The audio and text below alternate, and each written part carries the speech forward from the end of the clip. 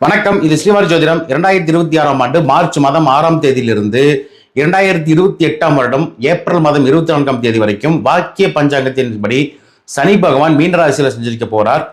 இதுல சில குறிப்பிட்ட மாதங்களில் பிறந்தவர்களுக்கு பெரிய சவால்கள் தரப்போகிறது. உங்கள் ராசி எதுவாக இருந்தாலும் பரவாயில்ல, ஆனா நீங்க பிறந்த தமிழ் மாதம் எதுங்கிறது தான் இங்க ரொம்ப முக்கியம். நீங்க வைகாசி மாசத்துல பிறந்திருந்தீங்கன்னா உங்க சுய ஜாதகத்துல சூரியன் ரிஷபராசியில் இருப்பார்.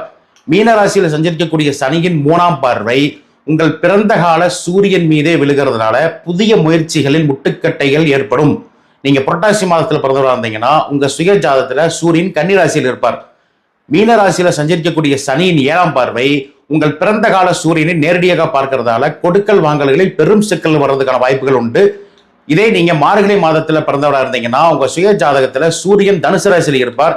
மீனராசியில சஞ்சரிக்கக்கூடிய சனியின் 10ஆம் பார்வை உங்கள் பிறந்த கால சூரியனை பார்க்கும்போது தொழில் ரீதியான நெருக்கடிகள், தேவையற்ற அலைச்சல் உண்டாகக்கூடிய வாய்ப்புகள் உண்டு.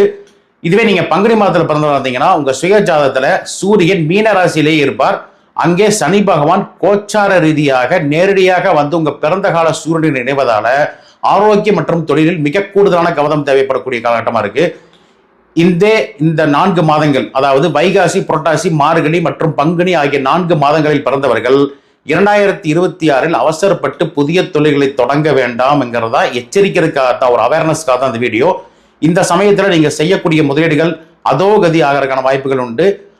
அதாவது இந்த காலகட்டத்துல உங்க சூரியன் அப்படிங்கிற ஒரு மூளைக்கு காரகன், அவர் மேல சனியோட பார்வை படுறதால இந்த டைம்ல உங்களுக்கு மூளையின் செயல்பாடுகள் நிச்சயமாக இதுவரைக்கும் இருந்த மாதிரி செயல்பாடுகள் இருக்காது.